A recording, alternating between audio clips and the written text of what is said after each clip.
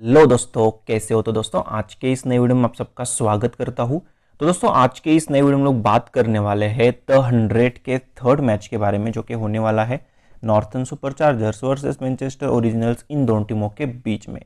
दोस्तों ये मैच रात को 11 बजे स्टार्ट होगा, फिर नहीं होने वाला है Emirates old Trafford Manchester.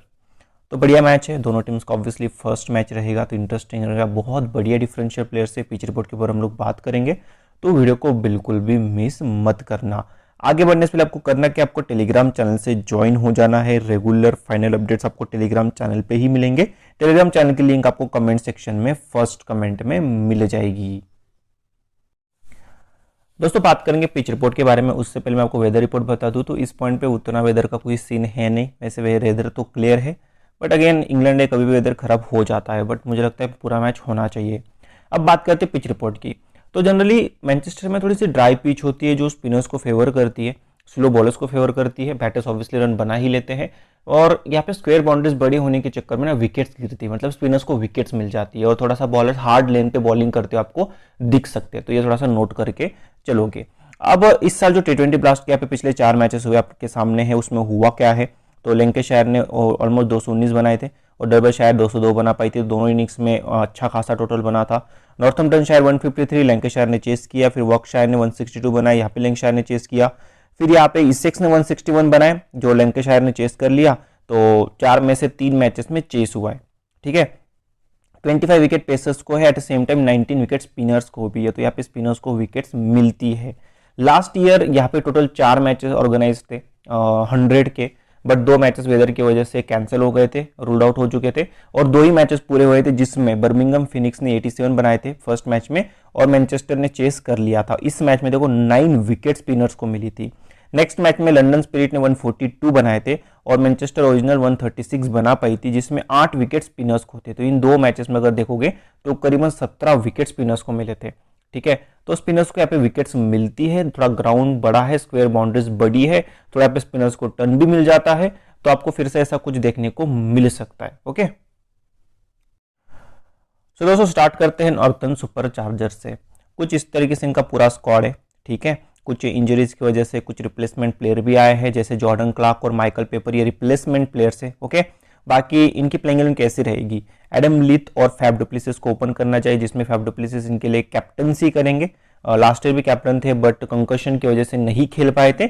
Adam house मुझे लगता है 1 डाउन आएंगे, Harry Brook 2 down, David Willey 3 down. अब डेविड विली का क्या पता है, ये डोमेस्टिक सर्किट में टी20 ब्लास्ट में नंबर 3 नंबर 4 पे बैटिंग करते हैं। जैसे हम लोगों ने कल सैम करन को 1 डाउन आते हुए देखा था, you never know we never know, David Willey 1 down 2 down आ सकते हैं, ये नोट करके चलोगे। बट मिडिल ऑर्डर में इनके लिए सबसे बड़े प्लेयर रहेंगे हैरी ब्रूक, जिस तरीके से इनका फॉर्म रहा है रिसेंटली, ये जबरदस्त प्लेयर रहेंगे। फिर डेविड वीजा है, ऑलराउंडर, आप जानते हो बहुत अच्छे से, नामीबिया के लिए अभी के लिए रिसेंटली खेल रहे हैं, साउथ अफ्रीकन प्लेयर है, बट अभी नामीबिया के लिए खेलते हैं। जॉन सिम्पसन इनके लिए विकेट कीपिंग बैटिंग करेंगे, एज अ फिनिशर का काम भी करेंगे। ड्वेन ब्रावो इनके पास है, ये भी अच्छे बैटर है, प्लस ऑब्वियसली बॉलर तो है ही। वहाब रियाज इनके पास है, आदिल रशीद इनके पास है, और कॉलिन पार्किंसन इनके पास है। तो बॉलिंग यूनिट मुझे फिर भी ठीक लग रही है, 4 बॉलर्स इनके पास अच्छे हैं। फिफ्थ बॉलिंग के लिए इनके पास obviously David Willey, David Wiese भी है, तो बॉलिंग वैसे सॉर्टेड है। तो लेट्स सी कैसे किस तरीके से परफॉर्म करेंगे।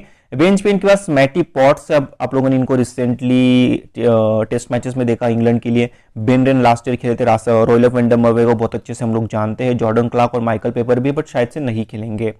अब हुआ क्या, देखो रिसेंट फॉर्म आपको यहां से पता चलेगा हर प्लेयर का, प्लस ओवरऑल स्टैट्स यहां से पता चल जाएंगे। तो एडम लीथ बहुत अच्छे फॉर्म से आ रहे हैं रिसेंटली टी20 ब्लास्ट में, तो ये नोट करके चलोगे। एक्सपीरियंस की तो कोई कमी है नहीं। फैफ डुप्लेसिस की बात करें तो आईपीएल खेल के फैफ डुप्लेसिस आ रहे हैं, आरसीबी के लिए ठीक ठाक परफॉर्मेंस रहा था, बहुत अच्छा नहीं रहा था बट ठीक ठाक रहा था। अगेन बहुत इंपॉर्टेंट पिक है। एडम हॉज इनका फॉर्म रिसेंटली बहुत तगड़ा रहा है, एट नंबर 4 बैटिंग करी अपनी टीम के लिए, और जबरदस्त परफॉर्मेंस देके आए टी20 प्लास में। 88 not out, 63 not out, 110 not out, उसका 20 50। तो भाई साहब ये आपके लिए गेम चेंजर बन सकते हैं। ओके, हैरी ब्रूक इनका फॉर्म भी बहुत बढ़िया रहा है टी20 ब्लास्ट में, ये भी टी20 ब्लास्ट की कुछ इनिंग्स देख लो। फिर इंडिया के अगेंस्ट 28, 8 और 19 इन्होंने बनाए थे, और फिर टी20 ब्लास्ट का एक मैच खेला जहां पे 2 रन बनाए थे। फॉर्म की कोई कमी नहीं है, 35 इनका करियर एवरेज है, लास्ट ईयर भी इन्होंने जबरदस्त किया था 100 में, तो ये गेम चेंजर है, ठीक है। फिर आते हैं डेविड विली, ये बैटिंग प्लस बॉलिंग दोनों देते थे। इनके पिछले 4-5 मैचेस देखो जबरदस्त रहे, लास्ट मैच में 3 विकेट इन्होंने साउथ अफ्रीका के सामने भी निकाले थे, तो एक इंपॉर्टेंट पिक है। बिकॉज बैटिंग भी दे देते हैं। Same for David visa also, ये भी आपको बैटिंग प्लस बॉलिंग दोनों देते हैं, ये भी सॉलिड प्लेयर है। ओके, और जॉन सिम्पसन का लास्ट ईयर अच्छा रहा था 100 में, और ये T20 ब्लास्ट के कुछ रिसेंट स्टैट्स है, पर थोड़ा नीचे बैटिंग करते हैं तो स्मॉल लीग में लेना मुश्किल बनेगा, ग्रैंड लीग ट्राई कर सकते हो। डीजे ब्रावो के T20 ब्लास्ट के स्टैट्स देख लो, रिसेंटली अच्छी बॉलिंग करके आए हैं, बैटिंग भी ऑब्वियसली प्रमोट हो सकते हैं, बड़े शॉट ये भी लगा लेते हैं। वहाब रियाज ब्रेक के बाद खेल रहे हैं, वैसे T20 रिसेंटली ज्यादा खेली नहीं है, लिस्टे के मैचेस खेले, वहां पे अच्छी बॉलिंग करके आए हैं पाकिस्तान में, और एक्सपीरियंस की कोई कमी नहीं है। लास्ट ईयर उन्होंने सिर्फ एक मैच खेला था 100 का, सिर्फ एक मैच, उसमें 4 विकेट्स ले गए थे, उसके बाद कुछ इंजरी का इशू हुआ था, उसके बाद खेल नहीं पाए थे, बट बॉलिंग बहुत अच्छी करी थी। आदिल रशीद ऑब्वियसली इंग्लैंड के नंबर 1 स्पिनर है। कॉलिन पार्किंसन का रिसेंट फॉर्म देख लो, ठीक है, आप अगर जानते नहीं हो ज्यादा से इनको, तो ये बहुत बढ़िया लेफ्ट आर्म ऑर्थोडॉक्स स्पिनर है। इनका रिसेंट फॉर्म देखो, 2 wicket 2 wicket 3 wicket 3 wicket 2 wicket 2 wicket 1 wicket, ये T20 ब्लास्ट की मैं बात कर रहा हूँ। प्लस जो मैनचेस्टर के पीछे वहाँ पे स्पिनर्स को हेल्प मिल भी सकता है, तो पार्किंसन का रोल रहेगा, जिनका पब्लिक लेगी नहीं पार्किंसन को, बट नोट करके चलोगे। बाकी मैटी पॉट से T20 में बहुत इंप्रेसिव करते नहीं है, रिसेंटली बिल्कुल T20 मैचेस खेले नहीं, बिकॉज मोस्टली टेस्ट मैचेस खेल रहे थे इंग्लैंड के लिए।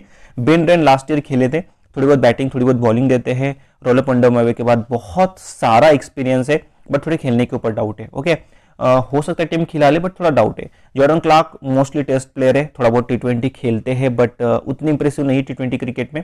थोड़ी बहुत बैटिंग थोड़ी बहुत बॉलिंग आपको जरूर दे सकते हैं। माइकल पेपर, इन्होंने रिसेंटली अच्छा किया है T20 ब्लास्ट में, तो इनका थोड़ा नोट करके चलना, बट आई डोंट थिंक खेलेंगे, ये बैकअप विकेट कीपर है, तो यही खेलेंगे, ठीक है। बाकी लास्ट सीजन के स्टैट्स है, हैरी ब्रूक देख लो, 47 का एवरेज था इनका लास्ट सीजन में, 189 बनाए थे सिर्फ 5 मैचेस में। जॉन सिम्पसन ने भी अच्छी बैटिंग करी थी, 38 के एवरेज के साथ लास्ट ईयर रन बनाए थे। डेविड विली ने भी ऑलमोस्ट 132 रन बना दिए थे 22 के एवरेज के साथ, जिसमें एक 81 हाईएस्ट स्कोर भी इनका रहा था। और रोलप अंडरमवे ने ज्यादा कुछ नहीं किया था, बट सिर्फ 7 बार बैटिंग मिली थी इनको, और 7 बार नोट आउट रहे थे, तो समझ सकते हो कि नीचे बैटिंग मिली थी, और एक भी बार आउट नहीं हुए थे। एडम लिथ का अच्छा नहीं रहा था लास्ट सीजन, एक्चुअली इनका पूरा लास्ट सीजन किसी भी फॉर्मेट में अच्छा नहीं रहा था, टेस्ट में भी अच्छा नहीं रहा था, और T20 में भी अच्छा नहीं रहा था, 100 में भी अच्छा नहीं रहा था, बट इस साल अच्छा फॉर्म दिख रहा है। मोस्ट विकेट्स में आदिल रशीद को ऑब्वियसली 12 विकेट्स थी लास्ट ईयर 7 मैच में, बेन रेन को 4 में 6 थी, जो शायद से स्टार्ट नहीं करेंगे इस मैच में। विली को 7 में 5 थी, वंडरमवे को 8 में 5 है। वहाब रियाज ने, जैसे मैंने बोला कि एक ही मैच खेला था, 4 विकेट निकाली थी। पार्किंसन को 2 मैच में 3 विकेट्स थी, और मैटी पॉट्स को 5 मैच में 3 विकेट्स थी लास्ट ईयर।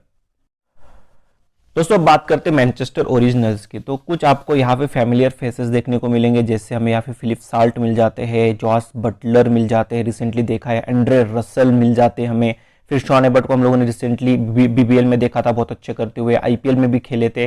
फिर आप इनको रिचर्ड ग्लेसन को जानते हो, जो रिसेंटली इन्होंने इंडिया के सामने डेब्यू किया था और 3 विकेट्स निकाली थी। तो कुछ फैमिलियर फेसेस जिनको आप लोग बहुत अच्छे से जानते हो। मैट पार्किंसन को आप जानते हो, रिसेंटली आदिल रशीद नहीं थे तब इंग्लैंड के लिए इंडिया के अगेंस्ट खेले भी थे, तो अच्छे पिक्स इनके पास अवेलेबल है, टीम इनकी अच्छी है, तो थोड़ा नोट करके चलोगे, ठीक है। बस ये एक बात याद रखना, मुझे लगता है लॉरी इवंस 1 डाउन नहीं आएंगे, विन मैटसन 1 डाउन आएंगे, लॉरी इवंस या तो 2 डाउन आएंगे या तो 3 डाउन आएंगे, ये थोड़ा नोट करके चलोगे, ओके।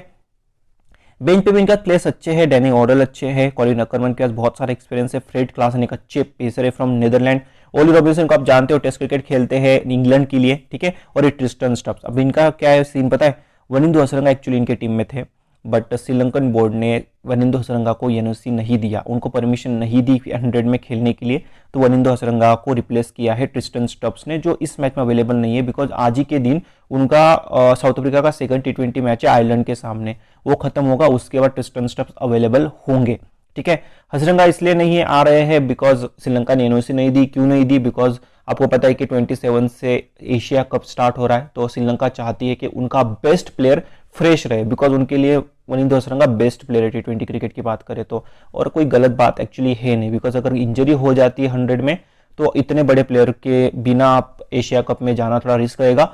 और जिस तरीके से श्रीलंका ने पिछले 1 मंथ में अपना क्रिकेट खेला है, अब वो बिल्कुल उम्मीद लगा के बैठे हुए हैं कि बहुत अच्छा हम लोग करेंगे एशिया कप में, जिस तरीके से उन्होंने परफॉर्म किया है, तो बिल्कुल वनिंदु हसरंगा को अपनी टीम में बिल्कुल फिट रखना चाहते हैं। अब हर प्लेयर का ओवरऑल फॉर्म है, रिसेंट फॉर्म है। फिलिप साल्ट ने रिसेंटली बहुत तगड़ी बैटिंग करी है, फिर कोई भी फॉर्मेट हो, इवन ये इंग्लैंड के लिए खेल रहे हैं, ठीक है। जॉस बटलर को बहुत अच्छे से आप जानते हो, IPL अलग लेवल पे खेल के आए हैं, purple cap I think orange cap जीत के आए हैं, सॉरी, बट उसके बाद रन नहीं बने। इंडिया के सामने 3 मैचेस में फ्लॉप हुए, साउथ अफ्रीका के सामने तीनों मैचेस में फ्लॉप हुए, बट ये थोड़ा सा डोमेस्टिक है तो और भी बेटर कर सकते हैं। लॉरी इवंस ने एज ए फिनिशर अच्छा किया, ये सारी फिनिशर की इनिंग्स रही थी, जो 1 डाउन नहीं नंबर 5 पे खेल रहे थे, और मुझे लगता है नंबर 5 पे ही खेलेंगे इस टीम के लिए। बढ़िया प्लेयर है, वैसे टॉप ऑर्डर में बैटिंग कर लेते हैं बट एज ए फिनिशर ही आपको मोस्ट लाइकली यहाँ पे खेलते हुए दिखेंगे। वेन मैटसन ये गेम चेंजर है, इनका सिलेक्शन बिल्कुल नहीं है बट ये अलग लेवल के फॉर्म से आ रहा है एट 1 डाउन, ठीक है। 73, 670, 28, 100 नॉट आउट, 14, तो भाई साहब बिल्कुल हल्के में मत लेना, इनको जरूर ट्राई करना। एस्टन टर्नर भी एक अच्छे फिनिशर है फ्रॉम ऑस्ट्रेलिया, बीबल में बहुत अच्छा करते हैं। इंडिया के सामने जो उनकी एक इनिंग रही थी वनडे में बहुत जबरदस्त रही थी कुछ साल पहले, आई थिंक 2016-2017 की बात में कर रहा हूँ, तो अलग लेवल खेलते हैं, अच्छा फॉर्म भी इनका रिसेंटली, ठीक है। रसल ने रिसेंटली आईपीएल खेला था, अच्छा किया था, वहां पे बैटिंग अच्छी कर रहे थे, बॉलिंग अच्छी कर रहे थे, डेथ में बॉलिंग करते तो विकेट्स निकालते हैं, तो ये नोट करके चलोगे। पॉल वॉल्टर का अभी इस साल टी20 ब्लास्ट अच्छा रहा था एज ए फिनिशर, इन्होंने भी रन बनाए थे, तो इनका थोड़ा सा नोट करके चलोगे। लेफ्ट हैंड बैटर है। बाकी शॉन एबर्ट है, थोड़ी बहुत बैटिंग ये कर लेते बट मोस्टली आपको स्लो बॉल से विकेट दिलाते हैं, तो इनका रोल रहेगा स्पेशली मैनचेस्टर में। मैट पार्किंसन क्वालिटी स्पिनर है, टॉम हार्टली क्वालिटी स्पिनर से, तो दोनों क्वालिटी स्पिनर से, विकेट टेकर से। रिचर्ड ग्लेसन ने रिसेंटली बहुत अच्छा किया टी20 ब्लास्ट में और इंटरनेशनल लेवल पे भी, तो इनका थोड़ा नोट करके चलोगे। फिर बेंच पे कॉलिन अकरमन है, शायद से नहीं खेलेंगे। डैनियल ओरल की भी थोड़ी चांसेस कम है। फ्रेड क्लासन एक अच्छे पेसर है बट शायद से नहीं खेले। ओली रॉबिन्सन ने रिसेंटली कोई क्रिकेट खेला नहीं है due to injury. Tom Lemon भी लेफ्ट हैंड बैटर है। Calvin Harrison leg break spinner है बट नहीं खेलेंगे। वनिंदु हसरंग ऑब्वियसली मैंने ऑलरेडी स्टैट्स निकाल दिए थे बट ये अवेलेबल नहीं होंगे पूरे 100 में, तो इनको नोट मत करना। ट्रिस्टन स्टब आ जाएंगे, जब वो अवेलेबल हो जाएंगे तो उसके स्टैट्स भी मैं आपको प्रोवाइड कर दूंगा। लास्ट सीजन में लॉरी इवंस ने 41 के एवरेज के साथ अपनी टीम के लिए रन बनाए थे, तो समझ सकते हो 123 रन थे सिर्फ बट 41 का एवरेज था, मतलब नोट आउट रहते मैक्सिमम टाइम। फिलिप साल का सिर्फ 17 का एवरेज था लास्ट ईयर। अकरमन ने 5 मैच में सिर्फ 88 बनाए थे। टॉम लेमन भी ने 7 मैच में 60 और बटलर सिर्फ 2 मैचेस खेले थे, 38 रन बनाए थे। मोस्ट विकेट्स में पार्किंसन को 9 विकेट्स थी, हार्टले को 7 विकेट्स थी, क्लासन को 4 में 5 विकेट्स थी, अकरमन ने 5 मैच में 1 ही विकेट निकाला था। ओके, अब दोस्तों ये प्लेयर बैटल्स है जिसमें मैनचेस्टर ओरिजिनल्स के बैटर्स वर्सेस नॉर्थर्न सुपरस्टार्स के बॉलर्स की बात करें तो जॉस बटलर, ब्रावो ने आउट किया इनको 3 बार, बहुत बार आमने सामने आए हैं आईपीएल में स्पेशली, तो अच्छा किया है ब्रावो ने बटलर के सामने। वहाब रियाज एक बार आउट कर चुके हैं, पार्किंसन एक बार आउट कर चुके हैं, डेविड विली भी एक बार आउट कर चुके हैं। फिलिप साल्ट की बात करो, डेविड विली ने एक बार इनको आउट किया, बाकी किसी ने कभी आउट नहीं किया है। लॉरी इवंस, डेविड विली एक बार आउट कर चुके हैं, आदिल रशीद भी एक बार आउट कर चुके हैं। वेन मैटसन को आदिल रशीद ने एक बार आउट किया, बाकी किसी ने अब तक आउट नहीं किया है। एस्टन टर्नर, डीजे ब्रावो इनको 3 बार आउट कर चुके हैं। कॉलिन पार्किंसन एक बार आउट कर चुके, बाकी किसी ने आउट नहीं किया है। Andre Russell versus DJ Bravo, DJ Bravo ने जरूर 6 बार आउट किया बट 131 बॉल में 266 रन दिए, मतलब ऑलमोस्ट 40 के एवरेज के साथ रसल ने बैटिंग करी है, तो समझ सकते हो रसल ने अच्छा किया है। वहाब रियाज 3 बार आउट कर चुके हैं 71 रन देके। डेविड विजय ने भी 3 बार आउट किया है 42 रन देके। डेविड विली ने भी 2 बार आउट किया है, आदिल रशीद ने भी 1 बार आउट किया, तो सब ने आउट करके रखा है एंड्रे रसल को, बिकॉज सब ने एक दूसरे के अगेंस्ट बहुत क्रिकेट खेला हुआ है। फिर बात करेंगे नॉर्थर्न सुपरचार्जर्स के बैटर्स, तो फैफ डुप्लेसिस को रसल 3 बार आउट कर चुके 50 बॉल में 86 रन देके, तो इंटरेस्टिंग रहेगा ये। एडम लीथ, रिचर्ड ग्लेसन ने इनको 4 बार आउट किया 43 बॉल में 82 रन देके, ऑलमोस्ट 200 का strike rate but 4 bar out भी हुए लीथ। पार्किंसन 2 बार आउट कर चुके हैं, हार्टली भी 1 बार आउट कर चुके हैं। एडम होस, पार्किंसन इनको 4 बार आउट किया हुआ है, ये इंटरेस्टिंग रहेगा। हार्टली और ग्लेसन ने कभी आउट नहीं किया।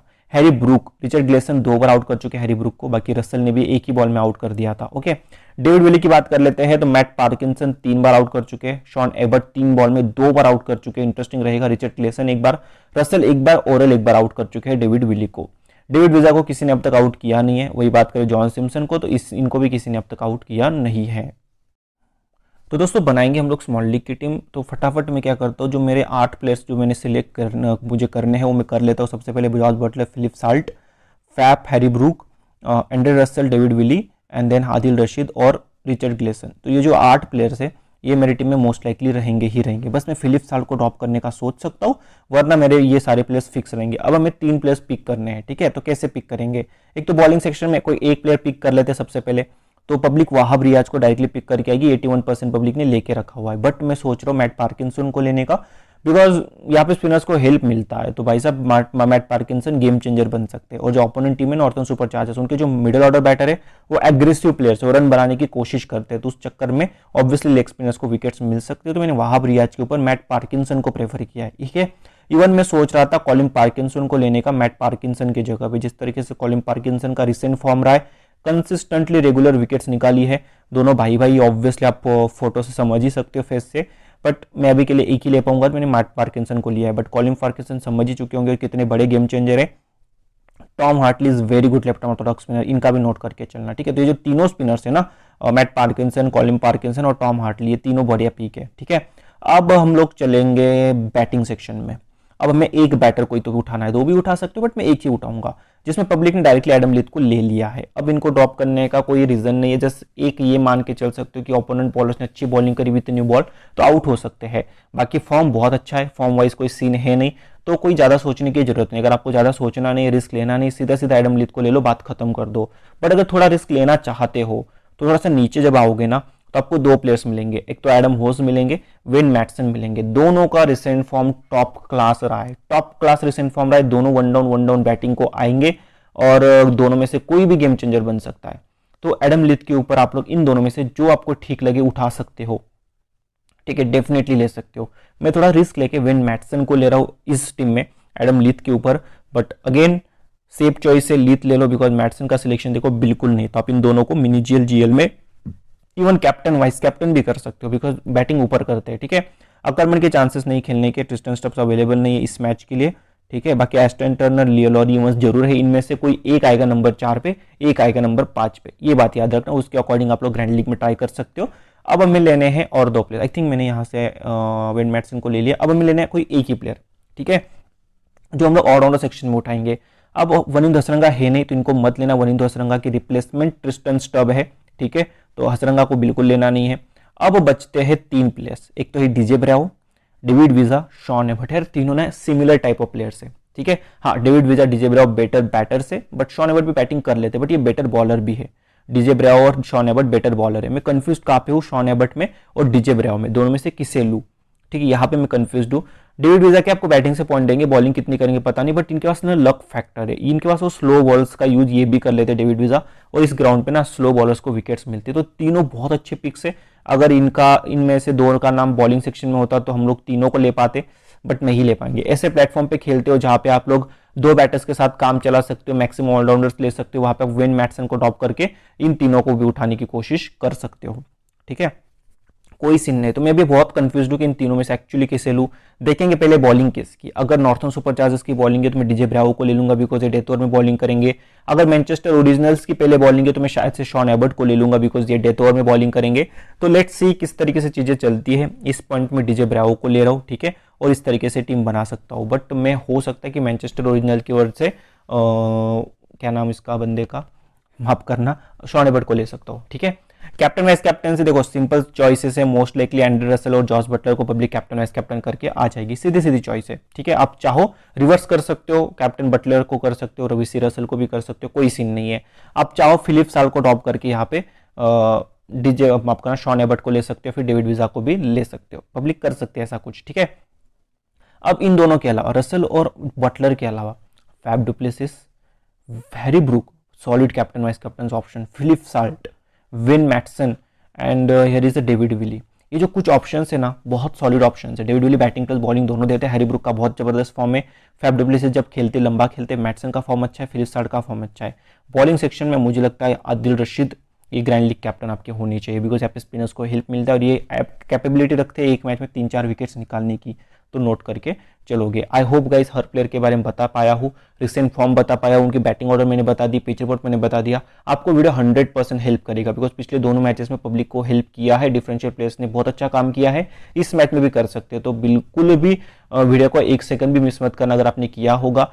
फाइनल अपडेट्स के लिए टेलीग्राम चैनल पे आ जाओ बिकॉज वहां पे सारे अपडेट्स मिलेंगे कि कौन अगर गलती से नहीं खेला, कुछ बैटिंग ऑर्डर चेंज हो जाती है तो मैं आपको अपडेट कर दूंगा टेलीग्राम चैनल पे। टेलीग्राम चैनल की लिंक आपको कमेंट सेक्शन में फर्स्ट कमेंट में मिल जाएगी। Thank you so much guys for watching.